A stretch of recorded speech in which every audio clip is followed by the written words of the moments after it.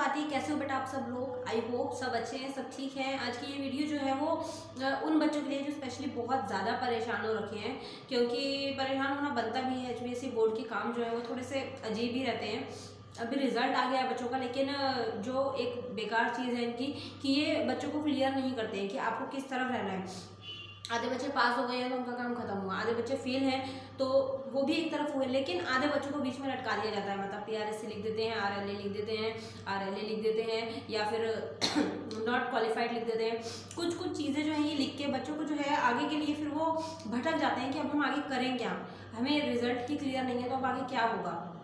बच्चे बहुत ज़्यादा परेशान हैं एंड आई नो कि इस टाइम पर बहुत ज़्यादा आप लोगों को प्रॉब्लम फेस करनी पड़ रही है। और कई बच्चों का रिजल्ट रुका हुआ है, कई बच्चों ने आगे के लिए बहुत कुछ प्लान कर रखा होता है, लेकिन जब वो हो ही नहीं पाता है जब वो चीज़ें क्लियर ही नहीं हो पाती हैं तो काफ़ी प्रॉब्लम जो है वो फिर उनको फेस करनी पड़ती है। तो यहाँ पर मैं आप लोगों को यही बोलूँगी कि देखिए अभी कोई इसका सॉल्यूशन नहीं है। अब हम HBSC बोर्ड के स्टूडेंट्स हैं तो हमें ये चीज़ तो झेलनी ही पड़ेगी, तो उसमें हम कुछ नहीं कर सकते। ठीक है, अभी आप लोग क्या कर सकते हैं, जैसे अभी जिन बच्चों का रिजल्ट आया है आपके पास 20 डेज़ हैं। ठीक है, आप 20 डेज़ में अपने अपने फॉर्म्स भर सकते हैं। जैसे आप रीचेकिंग करवा सकते हैं, रिवैल्यूएशन करवा सकते हैं और इम्प्रूवमेंट दे सकते हैं। आप मेनली जो है बच्चे रीचेकिंग रिवैल्यूएशन ही करवाते हैं। ठीक है, उसके लिए आपके पास 20 डेज़ का टाइम होता है। आप 20 डेज़ के अंदर रीचेकिंग करवा सकते हैं और रिवैल्यूएशन वगैरह के जो फॉर्म्स है वो भर सकते हैं। अभी फॉर्म्स निकल चुके हैं ऑलरेडी। ओके, रिजल्ट के 20 दिन तक ही आपको ये मौका दिया जाता है कि आप ये फॉर्म फिलअप कर सकते हैं। ठीक है, तो ये चीज़ आई थिंक आप लोगों को समझ आ गई होगी। और इसके बाद में कई बच्चों का डाउट रहता है कि मैम रीचेकिंग रिवैल्यूएशन में फ़र्क क्या है, मतलब दोनों में अंतर क्या है, दोनों में से अच्छा कौन सा होता है। अगर रीचेकिंग की बात करूँ तो रीचेकिंग का मतलब ही पता लग रहा है कि रीचेक आपका पेपर स्टार्टिंग से लेकर एंड तक दोबारा से चेक होता है कि मतलब कि जो हमने चेकिंग करी है वो ठीक करी है या नहीं करी है। कोई क्वेश्चन ऐसा तो नहीं है जो हमने छोड़ दिया है, या हमने 5 मार्क्स का क्वेश्चन था और 5 नंबर के क्वेश्चन में हमने मार्क्स दिए या नहीं दिए या भूल गए, ये सारी चीज़ें। ठीक है, मतलब एक तरीके से आपकी शीट दोबारा से किसी और टीचर के पास जाती है चेक होने के लिए, दैट इज़ कॉल्ड रीचेकिंग। उसके बाद आता है रिवैल्यूएशन। रिवैल्यूएशन का मतलब होता है दोबारा से रिवैल्यूएट करना, आपके जो मार्क्स आए हैं वो सही दिए गए हैं या नहीं दिए गए हैं, सारे क्वेश्चन के मार्क्स दिए गए हैं या नहीं दिए गए हैं, आपका जो टोटल एवरेज बन रहा था वो जिस बेस पर बन रहा है वो ठीक है या नहीं है, या फिर जिस पेपर में जिस लेंथ आपने प्रॉपर्ली की है, जो आपने मतलब तरीके से पेपर करा है उसके अकॉर्डिंग आपको मार्क्स दिए गए हैं या नहीं है। तो टोटलिंग होती है कहने का आपका मार्क्स। ओके, तो मैं यहाँ पर आप लोगों को रीचेकिंग ही बोलूँगी। आप लोग रीचेकिंग करवाइए। ठीक है, जो भी बच्चे ऐसे हैं जिनका एग्ज़ाम हो गया है लेकिन एक चीज़ मैं हमेशा आप लोगों को बोलती हूँ कि रीचेकिंग रिवैल्यूएशन करवाने का फ़ायदा यही तब है जब आप श्योर हो कि आपका पेपर बहुत अच्छा हुआ था और आपका पेपर जो है वो बेस्ट था। जैसे कई बच्चों के कमेंट आए हैं, मैम हमें 8 नंबर दे रखे हैं और हम 55 नंबर का पेपर करके आए थे। तो यहाँ पर तो मतलब क्या ही बोले कि 55 नंबर का पेपर करके आया था, बच्चों को 8 नंबर दे रखा था, ऑब्वियसली वो पास तो हो ही सकता था, लेकिन आप लोगों ने उसे फेल कर दिया।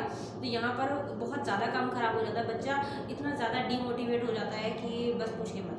खुद के मेरे स्टूडेंट हैं तो मैं देखती हूँ जब अच्छा पेपर करके आए होते हैं ना तो ज़्यादा दुख होता है कि हम कितना अच्छा पेपर करके आए थे और इन्होंने इतने बेकार मार्क्स दिए, जिसको बोल सकते हैं ना एक तरह से भरोसा उठना, वो चीज़ हो जाती है। लेकिन अभी हमारे पास कोई भी सॉल्यूशन नहीं है। अभी हमारे पास सिर्फ फॉर्म भरने का ही सॉल्यूशन है। तो आपको थोड़े पैसे लगेंगे लेकिन आप फॉर्म भर दीजिए। सॉरी, अभी तबीयत प्रॉपर ठीक नहीं है, खांसी जुकाम सब कुछ लगा ही हुआ है, लेकिन अभी बोलने लायक हूँ। इसके अलावा मैं बच्चे एक चीज़ में और परेशान हो रहे हैं। हाँ, अगर फ़ीस की मैं बात करूँ, रीचेकिंग की फ़ीस कितनी है, रिवैल्यूएशन की फ़ीस कितनी है, तो रीचेकिंग में आप लोगों के आई थिंक 250 रुपीज़ चार्जेस हैं। रिवैल्यूएशन आई थिंक महंगा है थोड़ा, उससे 800-900 हज़ार इतना। ये उल्टा भी हो सकता है कॉम्बिनेशन, अगर मेरे माइंड में इस टाइम नहीं आ रहा है तो आप एक बार आसपास में कैफ़े में जाएं और वहाँ पे चेक कराएं, तो अपना रीचेकिंग ही करवाइएगा। अगर आपको लगता है कि मैंने पास होने का पेपर किया था और मुझे एकदम अनएक्सपेक्टेड मार्क्स दिए हैं तो प्लीज़ गो फॉर रीचेकिंग। ठीक है, इसके अलावा मैं आपको अगर श्योरिटी नहीं है, आपको लगता है कि मैंने पेपर करा ही नहीं था, मैंने कुछ लिख के ही नहीं आया था, तो मैं इतने नंबर बनते हैं, तो फिर पैसे वेस्ट मत करिएगा। ओके, अब और एक बच्चों का डाउट था कि मैम PRSA PRS लिख के आ रहा है पेपर में, तो अभी क्या होगा, तो PRS से स्टूडेंट्स वो होते हैं जिनकी डिटेल्स में कुछ इशू हो रखा होता है और उनका पेपर जो है उनका मतलब कि पेपर चेक नहीं हुआ होता और रिजल्ट उनका नहीं डिक्लेयर हुआ होता। तो पिछली बार ऐसा हुआ था, 15 दिन के अंदर उन बच्चों के दोबारा से नेम आए थे, अदो का रिजल्ट जो है वो दोबारा बन गया था, मतलब रिजल्ट शुरू हो गया था। अगर नहीं होता है तो आपको 10-15 दिन में अपडेट कर दिया जाएगा, वो लोग बता देंगे कि आपको क्या करना है, क्या नहीं करना है, कैसे करना है, ठीक है, ताकि आप लोगों के पास एक रीज़न हो। तो मैंने बोला हुआ है PRS स्टूडेंट जितने हैं कि आप 10-15 दिन रुकिए, आपको मतलब ये चीज़ पता हो जाएगी, हफ्ते तक में कोई ना कोई अपडेट आ जाएगी, लेकिन 20 दिन का टाइम है रीचेकिंग का या रिवैल्यूएशन का, तो आप वो चीज़ ज़रूर भरिएगा, ठीक है। रीचेकिंग का फॉर्म भरना, रिवैल्यूएशन अगर आपको लगता है तो रिवैल्यूएशन का भर देना, कोई प्रॉब्लम नहीं है। बट अगर आप श्योर हैं, इफ़ यू आर श्योर कि मेरा पेपर बेस्ट था, मेरे 7 नंबर 8 नंबर 10 नंबर नहीं आ सकते, ओनली इन दैट कंडीशन आपको उस पेपर का फॉर्म भरना है, अदरवाइज मत भरिएगा, ठीक है। अब बहुत सारे बच्चे ये हैं जिन्होंने ये पेपर नहीं दिया, ये जो इस पेपर में भी फेल हो गए, अब वो बोल रहे हैं कि मैम हम इस पेपर में भी फेल हैं, तो अब पढ़ते नहीं हो तुम लोग, मुझे नहीं पता तुम क्या करते हो, तो मेरा कुछ यहाँ पर मैं नहीं बोल सकती, लेकिन अगर अभी फेल हुए हो तो कोई बात नहीं, दिसंबर तक CTP के फॉर्म निकले हुए हैं, आप उन फॉर्म्स को फिल कीजिए, कोई प्रॉब्लम नहीं है, कोई इशू नहीं है। अभी जब रेगुलर वालों के फरवरी मार्च में पेपर स्टार्ट होंगे तो आप लोगों के भी पेपर हो जाएंगे, ठीक है। कंपार्टमेंट वाले हो चाहे ओपन वाले हो ओपन बोर्ड वाले हो, आप लोग आराम से फॉर्म को फिलअप कर सकते हैं, आप फॉर्म को भर सकते हैं। दिसंबर आई थिंक 12-15-20 दिसंबर तक की कोई डेट है, तो आपको देख लीजिएगा, साइट पर आपको दिख जाएगी और वहाँ से आप फॉर्म को फिलअप कीजिए और कोशिश कीजिए कि अब मार्च में जो है आप क्लियर हो जाए, ठीक है। तो बेटा देखो 10th क्लास ना आप लोग मजाक में लेते हो, आप लोगों को मजाक में नहीं लेना होता है कि यार हो जाएगी, कहने को बहुत आसान होती है और पेपर भी बहुत आसान होता है, लेकिन जब तक आप पढ़ोगे नहीं आप पास कैसे होगे, आप खुद सोचो ना। जब तक आप मेहनत नहीं करोगे, आपको जितनी भी इजी चीज़ होगी आप नहीं कर सकते हो, ओके।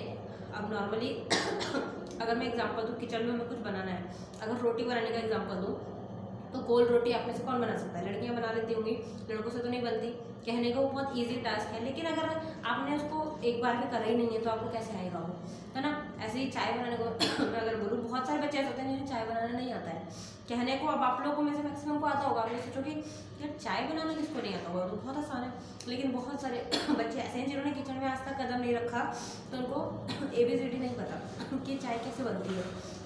अभी हंसी आ रही होगी कि मैम कितने फनी एग्जाम्पल दे रहे हैं, लेकिन ऐसा होता है, अगर आपको कोई चीज़ बहुत इजी भी है ना, लेकिन अगर आप उसको इंटरेस्ट लेके करोगे नहीं तो वो आपको नहीं आएगी। तो स्टडी तो इससे थोड़ा सा ज़्यादा लेवल है, तो आपको पढ़ना पड़ेगा, ठीक है बेटा, ऐसे काम नहीं चलेगा। तो अपनी स्टडी पर फोकस रखिए और यही एक टाइम होता है 10th और 12th जिसकी डिग्री जो है आपके पास लाइफ टाइम रहती है, और जब आपकी नेक्स्ट जनरेशन होगी ना तब आप लोग दिखाओगे कि देखो मेरे 10th में इतने नंबर आए थे, देखो मेरे 12th में इतने मार्क्स आए थे। ये जो आपके यंगर ब्रदर सिस्टर्स हैं ना, आप उनको भी दिखाओगे तो अच्छा लगेगा, हम उनको बोलेंगे हमारे 40% आए, हमारे 50% आए, हमारे 60% आए, नहीं एटलीस्ट 70% से ऊपर के जो मार्क्स होते हैं वो एक बताने लायक मार्क्स होते हैं कि हमारे 75 आए, हमारे 78 आए, 84 आए, 90 वाले तो फिर हाई फाई होते ही हैं। तो आप लोग थोड़ा सा इसका ध्यान रखा करें, ठीक है। अब ज़्यादा नहीं बोलूँगी, खांसी फिर से शुरू हो जाती है वरना, तो आप लोग अपना ध्यान रखिए और जो जो चीज़ें कमेंट में थी वो मैंने कोशिश की आप लोगों को बताने की। PRSA वाले थोड़ा सा वेट करें, आप लोग एक हफ्ता रुक जाइए बेटा, ठीक है। और अगर रीचेकिंग रिवैल्यूएशन फॉर्म भरना है तो जब रिजल्ट आया था उससे 20 डेज़ का टाइम काउंट करें, तब तक लास्ट डेट होगी आपकी रीचेकिंग या रिवैल्यूएशन को फॉर्म को भरने की, तो तब तक आई थिंक आप लोगों का फॉर्म जो है वो आप भर लीजिएगा, ठीक है, कोई प्रॉब्लम नहीं है। बस अब आप लोगों के मार्च में पेपर हैं और जो CTP वाले हैं उनके भी पेपर हैं, तो आप लोग लग जाइए तैयारियों पे। कोई ऐसा लगेगा मुझे जहाँ इंपॉर्टेंट चीज़ होगी वो मैं आप लोगों के साथ शेयर करती ही रहती हूँ, और यूट्यूब पे और भी बहुत सारे टीचर्स हैं जो बहुत हेल्पफुल हैं, तो आप उनसे भी हेल्प ले सकते हैं, उनसे मदद ले सकते हैं। आपका रिजल्ट जो है, जो अभी आपकी DMC होगी, DMC अभी आपकी नहीं आई है, आपकी DMCs जो हैं वो 2-3 मंथ्स में आ जाएंगी, वो आप लोगों को मिल जाएंगी ठीक है, अभी नहीं मिलेगी। तो विदा लेते हैं, कोई डाउट हो अगर तो आप कमेंट में करिएगा। टेलीग्राम ग्रुप है, डिस्क्रिप्शन में आपको उसका लिंक मिल जाएगा, वहाँ से जाके आप टेलीग्राम पर आ सकते हैं, हमारा ग्रुप है उसको ज्वाइन कर सकते हैं और डायरेक्ट मुझसे भी क्वेश्चन कर सकते हैं। If you have any question, if you have any doubt, so आप वहाँ पर आ सकते हैं, ठीक है। बाकी इंस्टा वगैरह की IDs आपको डिस्क्रिप्शन मिलेंगी, आप वहाँ से जाके मुझे फॉलो कर सकते हैं, और रील्स वगैरह को तो लाइक कर ही देते हो आप लोग, मुझे कहने की ज़रूरत नहीं है। तो नेक्स्ट वीडियो में नेक्स्ट अपडेट के साथ जल्दी मिलेंगे। कोई डाउट हो अगर, और नेक्स्ट कोशिश करूँगी मैं लाइव लेके आने की। देखते हैं, अभी थोड़ी सी तबीयत ठीक होती है तो लाइव मिलेंगे। ओके, मिलते हैं नई वीडियो में नए अपडेट के साथ। Bye bye.